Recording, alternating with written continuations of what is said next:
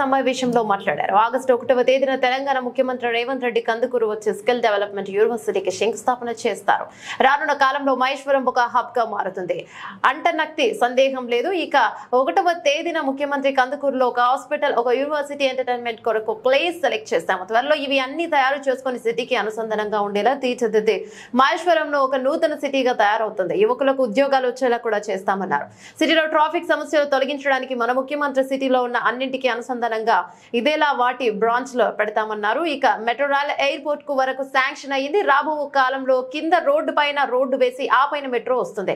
దీనివల్ల ట్రాఫిక్ సమస్య తొలగిపోతుందన్నారు. ముఖ్యమంత్రి జర్నలిస్టులకు ఇళ్ల పట్టాలు ఇచ్చి వారు కట్టుకోవడానికి డబ్బులు కూడా ఇస్తామన్నారు. పేదవాళ్ళు చాలా మంది నష్టపోయారు. వారికి కాంగ్రెస్ ప్రభుత్వం చేయూతనిస్తూ వారికి రావాల్సిన డబ్బులు వారికి ఇచ్చేలా చేస్తామన్నారు. 1వ తేదీన కూడా తెలంగాణ కాంగ్రెస్ ముఖ్యమంత్రి రేవంత్ రెడ్డికి మద్దతుగా మహేశ్వరంలో దాదాపు 5 లక్షల కార్యకర్తలు హాజరవుతారన్నారు.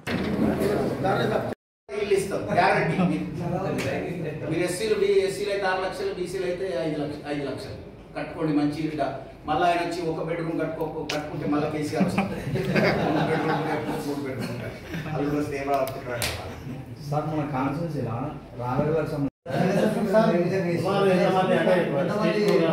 సమీకరణ నా దగ్గర 5,40,000 మంది ఓటర్లు ఉన్నారు. 540,000 చీపు బూతులు ఉన్నాయి.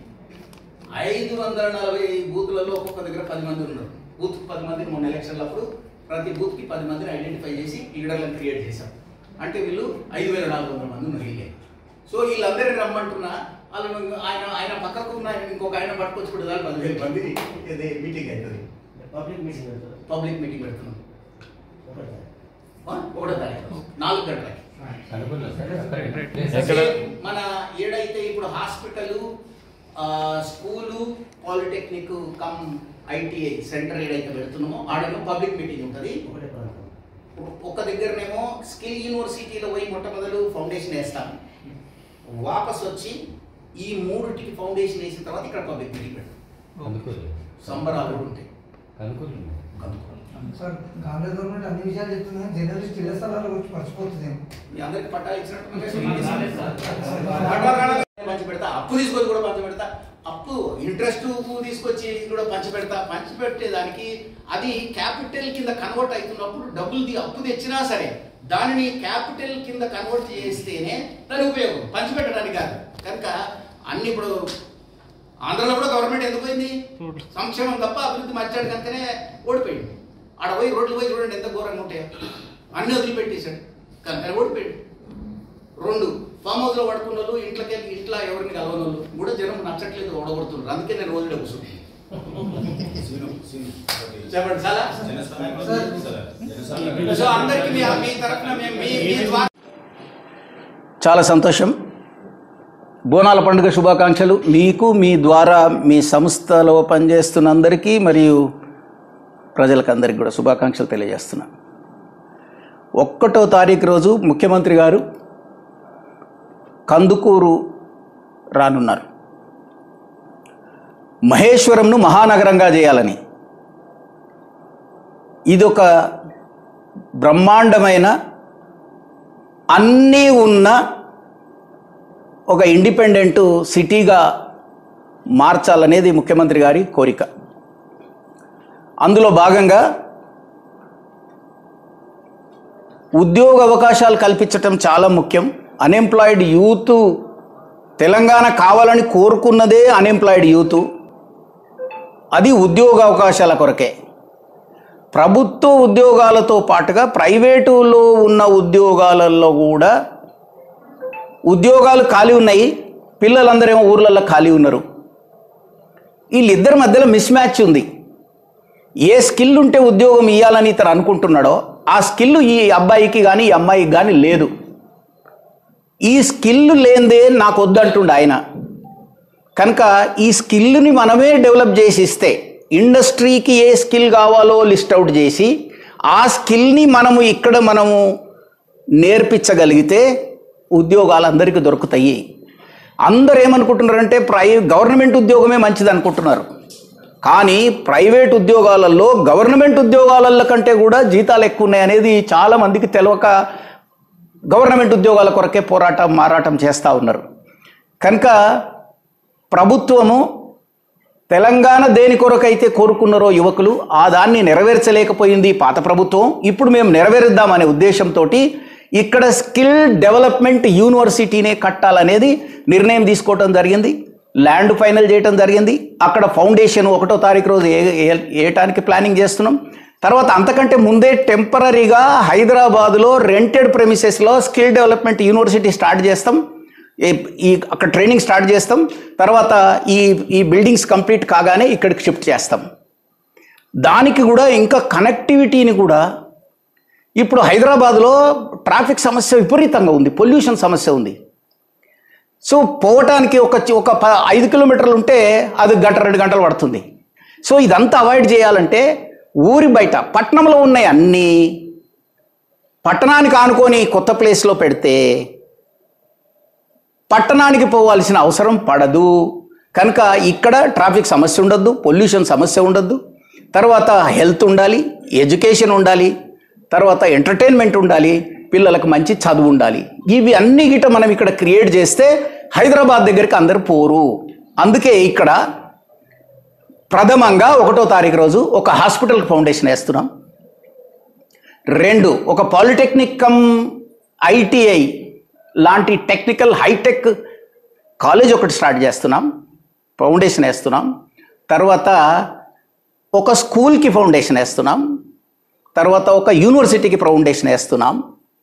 తర్వాత ఈ శ్రీశైలం రోడ్డు మీద పోతే అక్కడ పోవడానికి మళ్ళీ గంట పడుతుంది, మళ్ళీ సేమ్ ట్రాఫిక్ సమస్య వస్తుంది. కనుక దానికి ఒక సపరేట్గా రోడ్ క్రియేట్ చేయాలని, ఒక జంక్షన్ క్రియేట్ చేయాలని, అది పట్ల మరియు తుక్కుగూడ జంక్షన్లకు మధ్య ఇంకొక జంక్షన్ ఓపెన్ చేసి అక్కడి నుండి రోడ్డు డైరెక్ట్గా ఎక్స్క్లూజివ్ రోడ్డు అక్కడికి పోయేటట్టుగా క్రియేట్ చేయాలని డిసైడ్ చేశాం. అదే కాకుండా